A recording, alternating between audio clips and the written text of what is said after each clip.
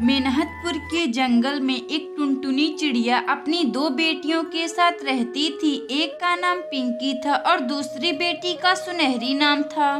टुनटुनी चिड़िया का पति कालू कौवा का बहुत पहले ही एक सड़क दुर्घटना में मौत हो चुका था। उस दिन से टुनटुनी चिड़िया अपनी दोनों बेटियों का पालन पोषण करती थी। टुनटुनी चिड़िया जो दूसरों के खेत में काम करती थी और मिले पैसों से अपना घर चलाती थी। माँ, यह अपना घर काफी पुराना हो चुका है। अगर बारिश आएगी तो अपना घर टूट जाएगा। बेटी पिंकी और सुनहरी, मेरे पास तो उतने पैसे भी नहीं है कि यह अपना घर मरम्मत करवा सकूं। माँ, हम दोनों बहनें अंग्रेजी स्कूल में कब पढ़ेंगे? सुनहरी, मैं तेरी और तुम्हारी बहन पिंकी का भी दाखिला कुछ दिनों बाद अंग्रेजी स्कूल में करवा दूंगी। पिंकी और सुनहरी, अब मैं खेत में काम करने जा रही हूँ। तुम दोनों बहनें अपना ख्याल रखना और कहीं घूमने मत जाना। इतना बात कहकर टुनटुनी चिड़िया उल्लू सेठ के खेत में काम करने चली जाती है। टुनटुनी चिड़िया की दोनों बेटियां घर में बैठी हुई थी। तभी गांव का सरपंच बंटी कबूतर आता है और गांव-गांव में जोर-जोर से चिल्लाकर बोलता है, सुनो सुनो सुनो गांव के सभी पक्षियों सुनो, आज जंगल में बहुत जोरों से बारिश आने वाली है। इतना बात कहकर बंटी कबूतर वहां से चला जाता है। शाम को जब टुनटुनी चिड़िया अपने घर आती है तो उसकी दोनों बेटियां अपनी माँ टुनटुनी से कहती हैं, माँ, अभी अभी जंगल के सरपंच बंटी कबूतर ने घोषणा करवाया है कि आज जंगल में बहुत तेज से बारिश आने वाली है। माँ, अगर बारिश बहुत तेज आएगी तो अपना घर भी टूट जाएगा। बेटी पिंकी, तुम चिंता ना करो, कुछ दिनों बाद मेरा तनख्वाह मिलेगा तो उन पैसों से मैं घर का मरम्मत करवा दूंगी और मिले पैसों से तुम दोनों बहनों का अंग्रेजी स्कूल में दाखिला भी करवा दूंगी। इसी तरह कुछ समय बीत जाते हैं। तभी अचानक बहुत जोर जोर से बारिश आ जाती है और इसी बारिश में टुनटुनी चिड़िया का घर भी टूट जाता है। घर टूटने से टुनटुनी चिड़िया की दोनों बेटियां बारिश में भीगने लगती हैं। अगली सुबह टुनटुनी चिड़िया की बड़ी बेटी पिंकी अपनी माँ से बोलती है, माँ, अपना घर तो बारिश की वजह से टूट गया, अब हम लोग कहाँ रहेंगे?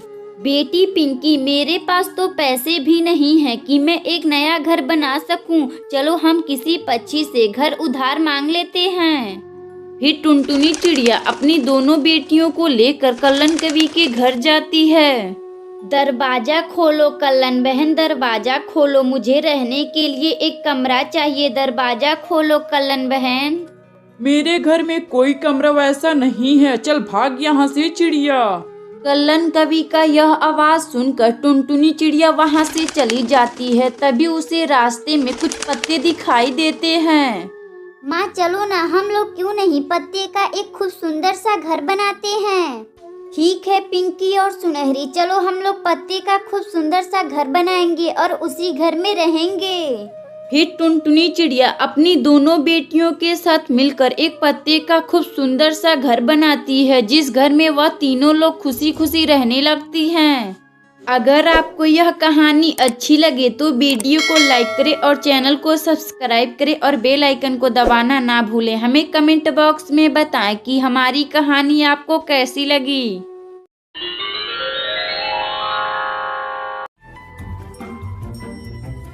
मणिपुर के जंगल में एक टुनटुनी चिड़िया अपने पति कालू कौवे और बेटी सुनहरी चिड़िया के साथ रहती थी। टुनटुनी चिड़िया की बेटी सुनहरी चिड़िया कक्षा 5वीं क्लास में पढ़ती थी। वह अपने जंगल में निजी स्कूल में पढ़ा करती थी। एक दिन की बात है, सुनहरी चिड़िया की सहेली पिंकी चिड़िया सुनहरी से बोलती है, सुनहरी, तुम्हें पता है जंगल में एक कुल्फी का दुकान खुला है जहाँ ठंडी ठंडी कुल्फी बिक रही है। चलो ना, आज हम भी लोग ठंडी ठंडी कुल्फी खाकर आते हैं। पिंकी, चल, आज हम भी लोग ठंडी ठंडी कुल्फी खाकर आते हैं।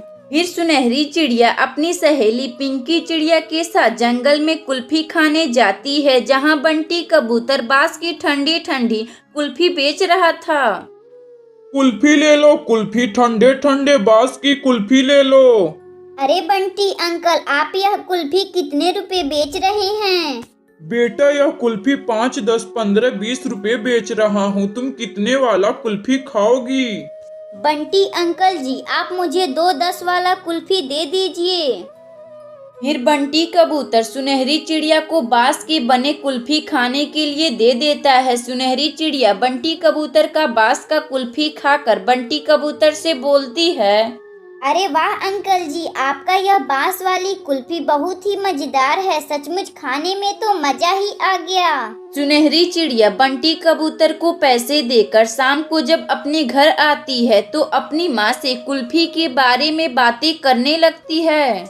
माँ, जंगल में बांस वाला कुल्फी बिक रहा है। मैं आज बांस वाला कुल्फी खाई हूँ, मुझे बहुत ही स्वादिष्ट लगा। माँ, क्यों ना आप भी बांस वाला कुल्फी बनाकर मुझे खिलाती हैं। सुनहरी, तुम चिंता मत कर, मैं तुम्हें कुछ दिन बाद बांस वाली कुल्फी बनाकर खिला दूंगी। सुनहरी, तुम अब सो जा, तुम्हें कल स्कूल भी तो जाना है। सुनहरी चिड़िया अपनी माँ की बात सुनकर वह सो जाती है। अगली सुबह सुनहरी चिड़िया अपने स्कूल चली जाती है और वहीं कालू कौवा अपने खेत में पानी डालने चला जाता है। कालू कौवा अपने खेत में लगातार 5-6 घंटे काम करता है और शाम को अपने घर आने लगता है।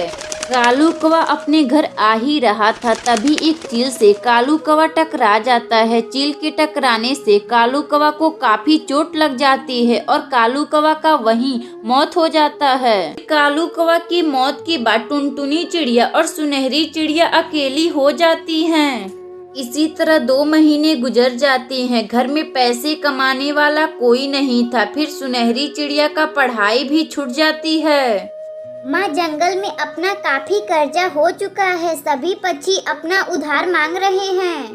बेटी सुनहरी, अब मैं इस जंगल में कहाँ काम करूँ कि उन लोगों का कर्जा दे दूँ। माँ, आपको तो बांस वाली कुल्फी बनाने आती है। माँ, गर्मियों का मौसम भी चल रहा है, क्यों ना आप बांस वाली कुल्फी बनाकर बेचती हैं। वाह सुनहरी, यह तो तुम बहुत ही अच्छा आइडिया दी हो। सुनहरी, मैं कल से ही बांस वाली कुल्फी बनाकर बेचना शुरू कर दूंगी। अगली सुबह से टुनटुनी चिड़िया बांस वाली कुल्फी बनाकर बेचना शुरू कर देती है। बांस वाली कुल्फी खा लो, बांस वाली कुल्फी, ठंडी ठंडी बांस वाली कुल्फी खा लो।